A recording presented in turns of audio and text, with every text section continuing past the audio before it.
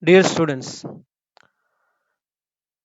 before concluding this chapter, we have to perform an activity on arithmetic progression. It's a very simple activity where we will find that sum of the first n natural numbers is n into n plus 1 by 2. So let's see. It's a very simple one. You need to have a graph paper. Take a graph paper and cut it such a way that it should be 10 into 11. There should be 10 units along the vertical line and 11 units along the horizontal line. So you need to have a 10 into 11 square grid or a graph paper. So and mark it along the horizontal line 0, 1, 2, 3, 4 up to 11 and vertical line 1, 2, 3, 4 up to 10. Now we will consider n is equal to 10 here. So we will have to calculate the sum of 1 to 10, that is 1 plus 2 plus 3 plus 4 plus up to 10 only we will calculate and we will generalize it.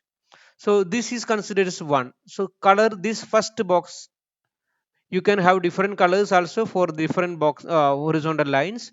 So this is 1, color it. Then this will be 2, there are two boxes. This will be 3 since there are three boxes. This is 4, this is 5, this is 6. You can color with different colors or same color also okay. Then 8, 9, 10. So 1 plus 2 plus 3 plus 4 plus 5 plus 6 plus 7 plus 8 plus 9 plus 10. So these are the rectangles. There is one rectangle. This is 2 representing because two boxes are there. This is 3. So 1 plus 2 plus 3 up to 10. Now what is the area of these numbers?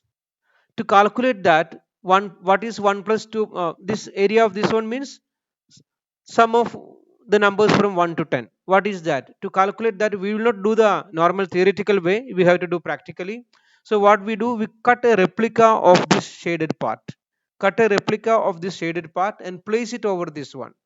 You will find that this area will completely cover this area. You can see it is completely covering. Now what does it mean?